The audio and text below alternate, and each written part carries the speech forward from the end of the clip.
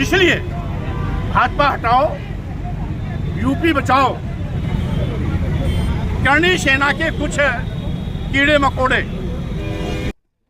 उत्तर प्रदेश में सरकार का दावा है जीरो टॉलरेंस की नीति चल रही है।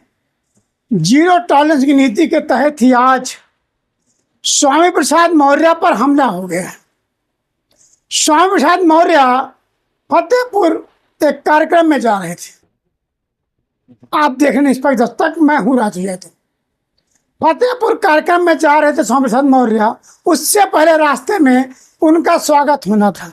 उनके कार्यकर्ता उनके स्वागत के लिए राबड़ी थाने के पास एकत्रित हुए थे। स्वागत के दौरान ही कुछ कथित करणी सेना के दो कार्यकर्ताओं ने उन पर जमकर हमला बोल दिया। यह हमला माला पहनाने के दौरान हुआ।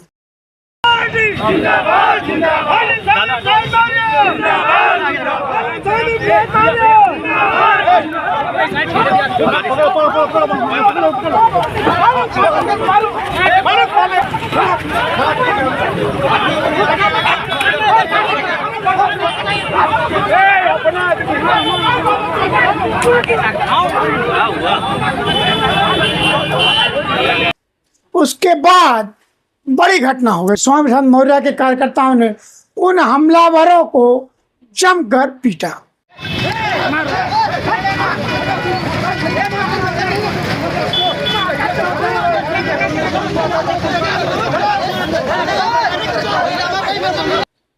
हमलावरों के खूब कस के कुटाई कर दी गई। बीच बचाव में पुलिस ने उसी तरीके से दोनों युवकों को बड़ी मशक्कत के बाद अपने कब्जे में लेकर थाने ले गई, जहां उनसे पुलिस पूछताछ कर रही।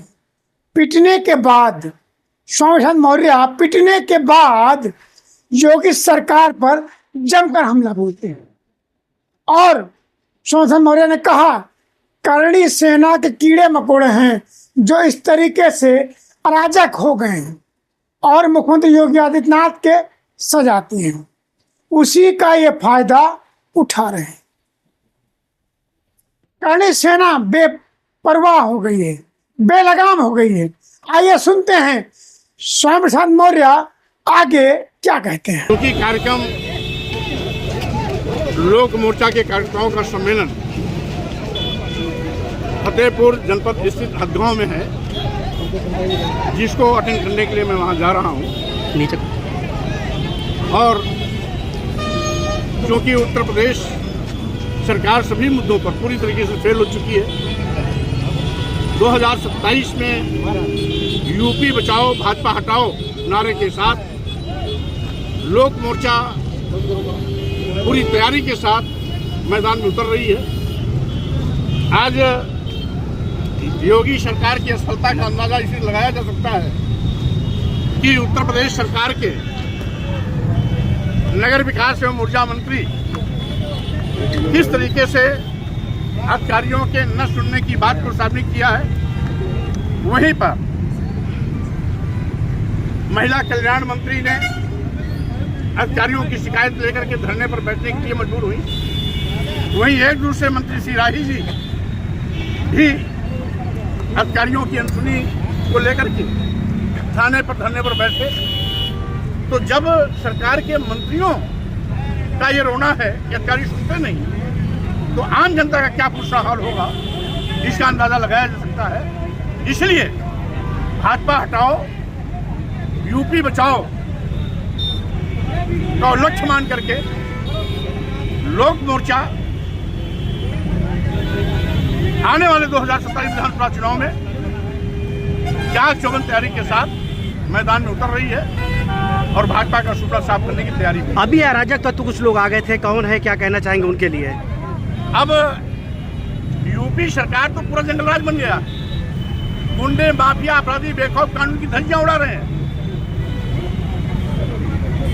करणी सेना के कुछ कीड़े मकोड़े इस तरीके से लगातार कानून की धज्जियां उड़ाते रहते हैं, लेकिन योगी जी उन पर मेहरबान है, क्योंकि योगी जी की बिरादरी से उनका ताल्लुकात है। इसलिए ऐसे गुंडे माफिया अपराधियों के खिलाफ योगी सरकार भी मौन है, उनको मौन स्वीकृति मिली है, सहमति मिल चुकी है और ठाकुर होने का एक लाइसेंस मिला हुआ है कि जैसा चाहो वैसा कानून तोड़ो।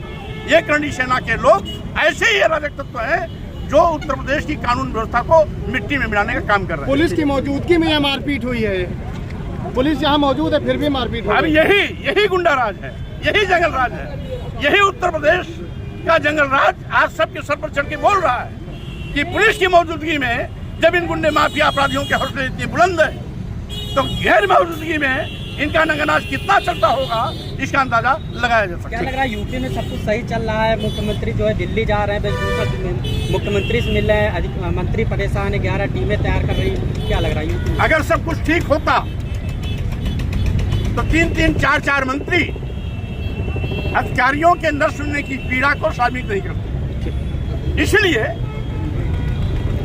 ये सरकार अब गई तब गई के दौर से गुजर रही है, कुछ भी ठीक नहीं है। पूरी सरकार अराजकता की शिकार हो चुकी है।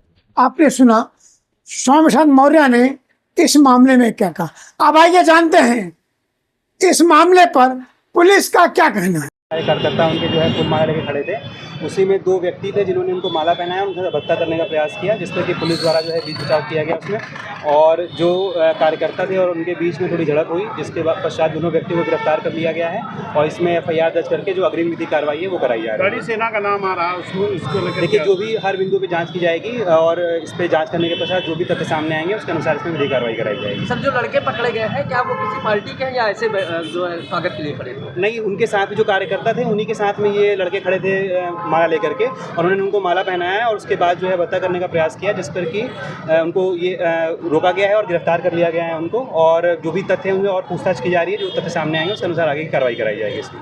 आप शायद ये भी जानते होंगे स्वामी प्रसाद मौर्य पर यह हमला पहली बार नहीं हुआ, इससे पहले भी स्वामी प्रसाद मौर्य पर हमला हो चुका है, कई बार उनकी कुटाई हो चुकी है। आखिर स्वामी जी पर इस तरह से हमला क्यों हो रहा है, ये सोचने वाली बात है, समझने वाली बात है। आप सोचिए और समझिए इन स्वामी प्रसाद मौर्य पर जो कभी भाजपा सरकार में मंत्री हुआ करते थे, बसपा सरकार में मंत्री हुआ करते थे, आज इनकी हर गली में कुटाई हो रही है। आगे के खबरों के लिए आप देखते रहिए निष्पक्ष दस्तक। और हाँ, अभी तक अगर आपने निष्पक्ष दस्तक चैनल को सब्सक्राइब नहीं किया है तो सब्सक्राइब करें और कमेंट्स के माध्यम से हमें अपने सुझाव जरूर भेजें कि हमें अपने कार्यक्रम में क्या सुधार करने की ज़रूरत है। धन्यवाद।